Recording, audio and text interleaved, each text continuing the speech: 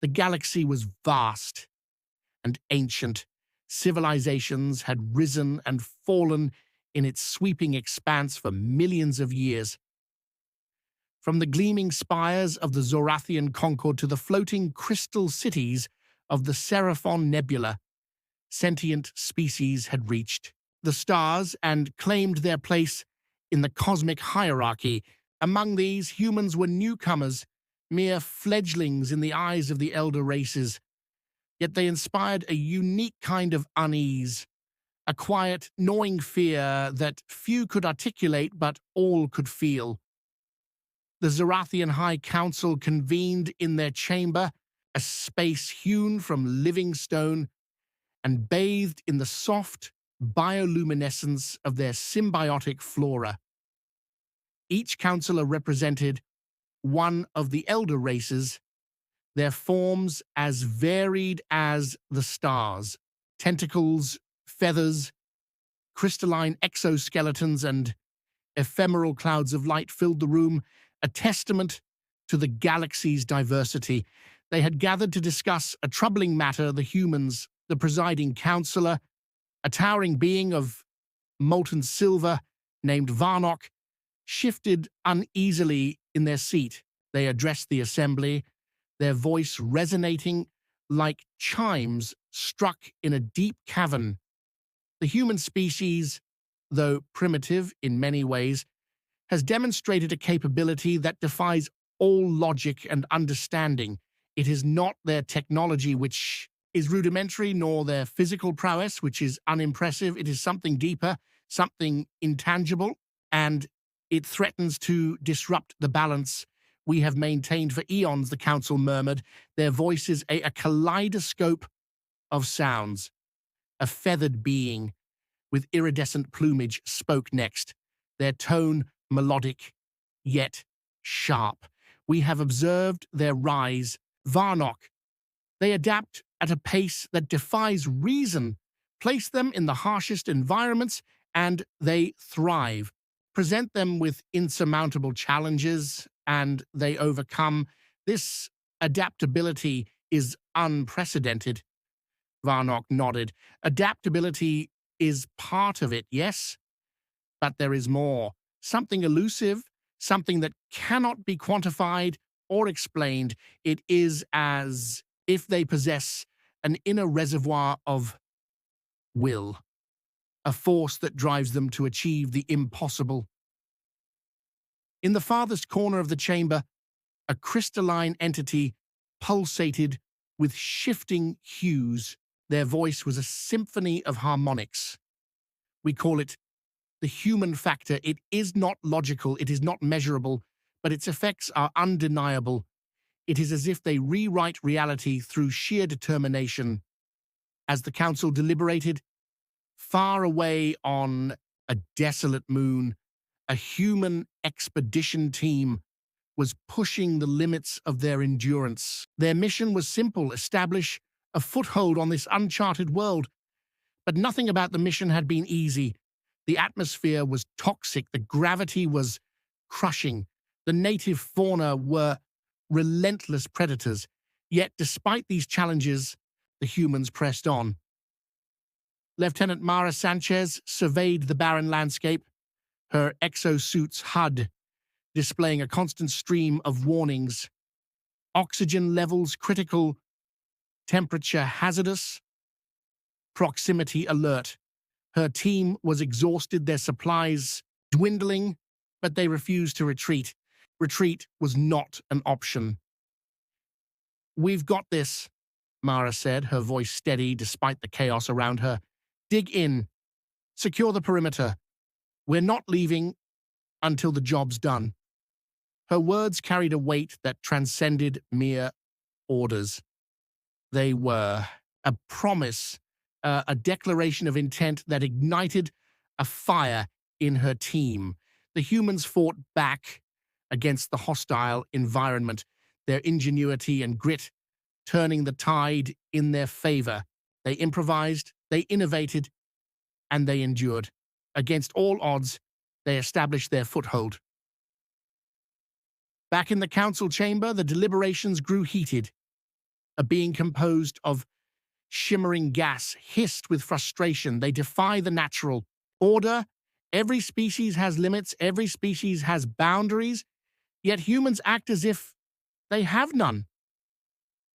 Another counselor, a creature resembling a bioluminescent manta ray, glided forward. It is not just their willpower, it is their ability to inspire. It in others. Have you not seen how they rally their own kind? How they unite under impossible circumstances? That is their true power. They make others believe the impossible is possible. Varnok's molten form rippled with intensity. This is why they are dangerous, not because of their weapons, not because of their numbers, but because they change the very fabric of reality through their belief. They have no fear of failure, and that makes them unpredictable. On the desolate moon, Mara's team had begun to thrive. The outpost they built stood as a testament to human perseverance. It wasn't just a shelter, it was a beacon, a message to the universe that humans would not be deterred.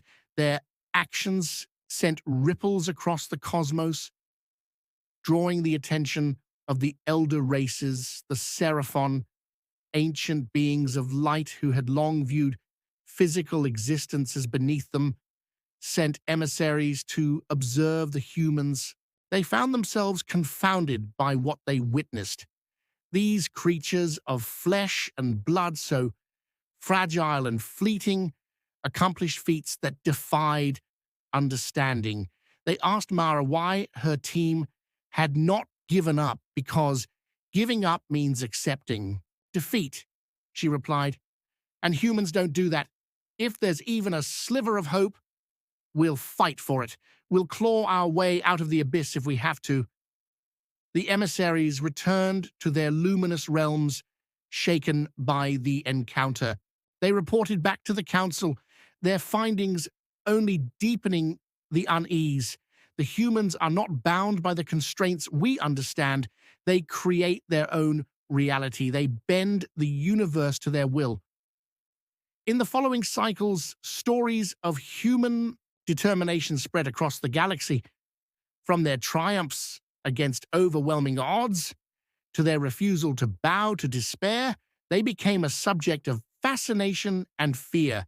The elder races began to see the humans not as mere primitives, but as a force to be reckoned with, a species whose greatest weapon was not their technology or their strength, but their indomitable spirit.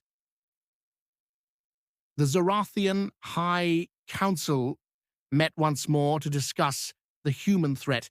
Varnok addressed the assembly, their tone grave.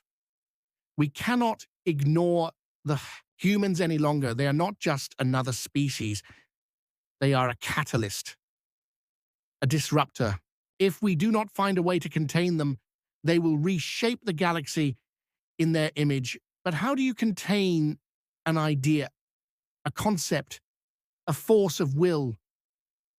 The council had no answer, for in the humans they saw something they could not control or predict, something that struck fear into the hearts of even the most ancient and powerful beings, the secret human power that defied understanding, the power to believe, the power to endure, the power to change the very fabric of existence.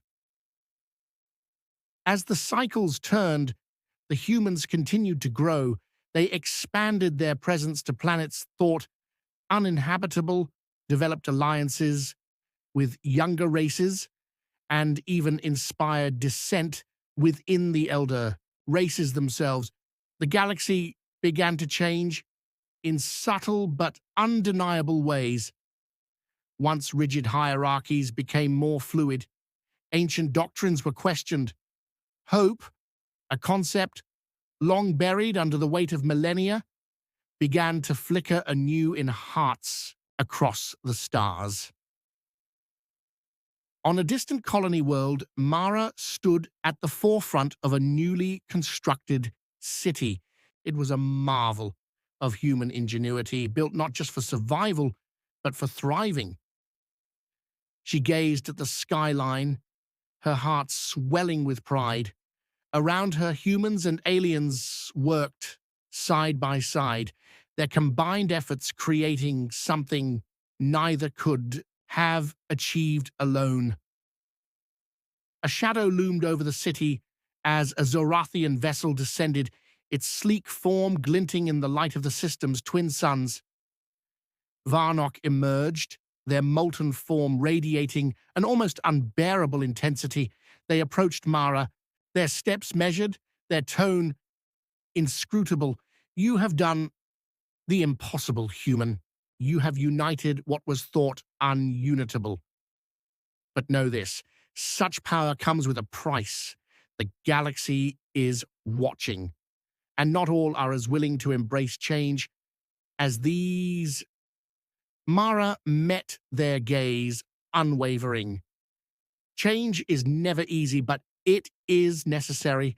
You fear us because we refuse to accept the limits placed upon us, but we are not here to conquer. We are here to grow. Together." Varnock studied her for a long moment before turning away.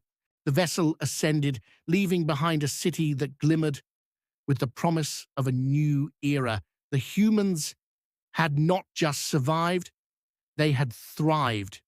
Their power, a force that could not be contained or understood, continued to ripple across the galaxy. And as the elder races grappled with the implications, one truth became clear. The humans were no longer newcomers, they were architects of the future, and the galaxy, whether it was ready or not, was being reshaped by their indomitable will. The Yard's spark